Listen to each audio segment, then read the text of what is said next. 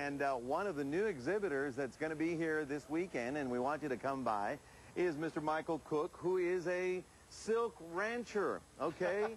He raises silkworms. Look, I'm going to show you. Look, this is his ranch right here. These are silkworms from China. About, what, 4,000 years ago, the Chinese figured out how to make these little worms go to work.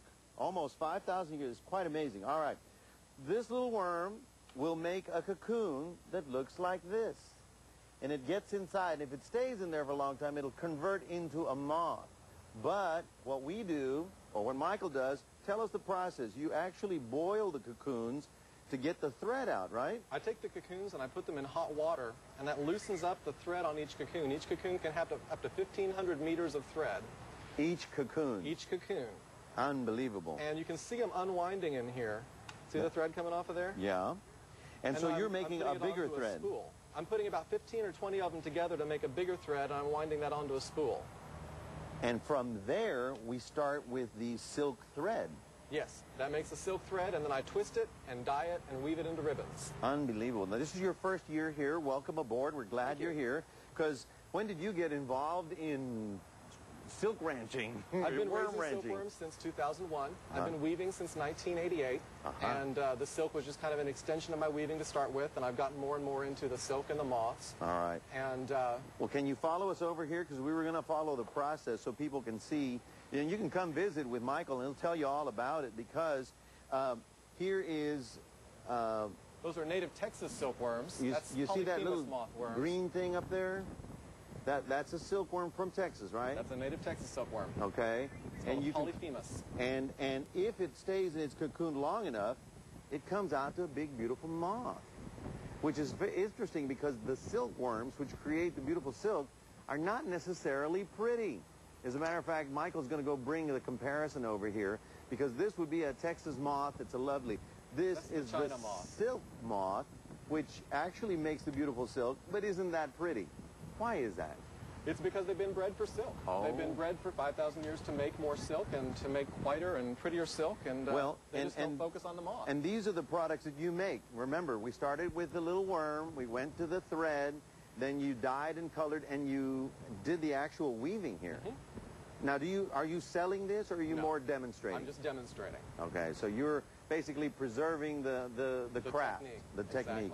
And come on over here, because we want you to see what our little friends, the moths, can become. This just beautiful. That's an atlas moth from Taiwan. Awesome. And of course, if they grow in the wild, this is what they look like. But since some of these have been raised for thousands of years to produce silk, they give us the product. And look at this. Now, ladies, you say silk purse, you say silk scarf. Just remember, it came from a worm. And that is silk from Uzbekistan. That's a technique called ikat. So you've learned all this. I've learned quite a bit about silk studying it. And there's a lot of neat information, a lot of old history. It amazes me how you can weave this and get the colors in there like that. That's actually all done in the dyeing. It's all done in the dyeing of the thread, and then they weave it, and the pattern comes out as they weave it. Terrific. Well, Michael Cook will be here on display this coming weekend. The Folk Life Festival, now celebrating its 30-some years that we've been doing this. 35 years. It's our anniversary. We want you to know that it opens tonight and that you can come down and celebrate all of our cultures that brought Texas and made it what it is.